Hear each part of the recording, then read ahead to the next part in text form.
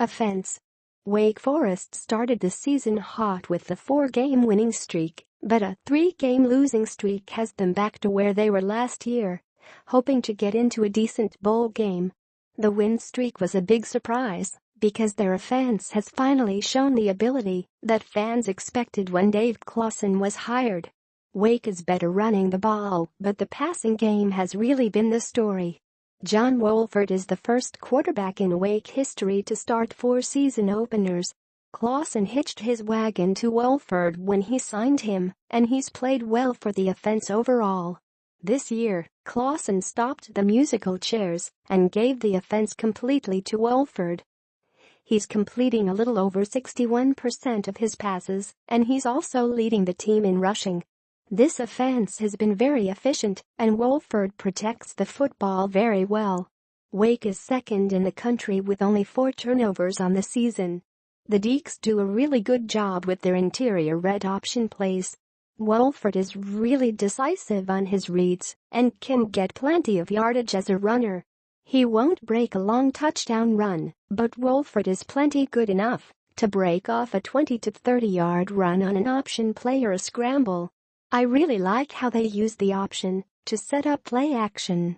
They will run the same exact action with Wolford standing up from the action and throwing. It's quick and it makes it very hard for the defense to diagnose. It also gives the offense some one-on-one matchups outside, and they have the speed to win those most of the time. The running back spot for Wake is flat out weird. Cade Carney is the starter with Matt Colburn listed as or on the depth chart. However, neither one of them is as good as the guy that's listed third. Arkeem Byrd is a redshirt freshman with really good speed. He won't really run over a guy like Carney, but he will likely run by one. I don't know if Clawson prefers the other backs over Byrd because of his blocking or something of that sort, but he should probably be getting a lot more carries. The wide receiver position is where you can really see the improvement on offense. Greg Dortch hasn't really gotten the notoriety that Des Fitzpatrick has, but he's put up better numbers as a freshman. Dortch is the team's leader in catches, yards, touchdowns, and yards from scrimmage. He is a small player, but the Deacs will put him in the slot and outside. They really like to use him on slants off of the play action I described above. Linebacker gets sucked into the line and Dortch just has to beat a safety or nickel on a slant. He's going to win that every time. The rest of the receivers are underutilized in my opinion. While Dortch has 64 targets on the year, the next highest total is 25 for Scotty Washington. In my opinion, they have to find a way to get Cortez Lewis and Tabari Hines more touches. Both of these guys have big playability and they would stop teams from being able to scheme against Dortch. Washington is their big play receiver at 6'5" and 225 pounds, but they haven't been able to connect much on those 25 targets. The smaller and quicker guys in this group are making plays when their number is being called, but they're not spreading it around nearly enough. You could make the argument that Cam Serene is the best tight end in the ACC. But, for whatever reason, Wake doesn't get the ball to him nearly enough. Serene has the size and speed that you want, and he has the ability to find soft spots in the defense. I'm not sure why he hasn't been used more, but Clawson would be silly to not find some targets for him this week. Louisville has been eaten up by tight ends all season.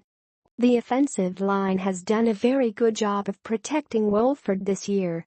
His mobility and quick passes help, but the line has kept the pocket very clean when the first option isn't open. Also, Louisville got some pressure on James Blackman last week, but I'm not so sure that success will transfer over to this game. The run blocking has been pretty rough, but I do think some of that has to do with the vanilla designs. They run an inside red option play more than anything else, and the defense has to know it's coming.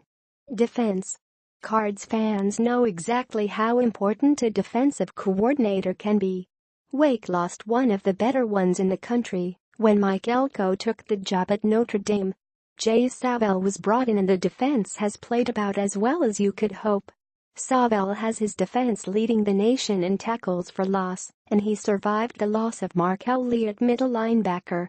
If he can put together a game plan that slows down Lamar Jackson like Elko did last year, he could actually help his team come away with a win. The defense is led by defensive end Duke Ejiofor.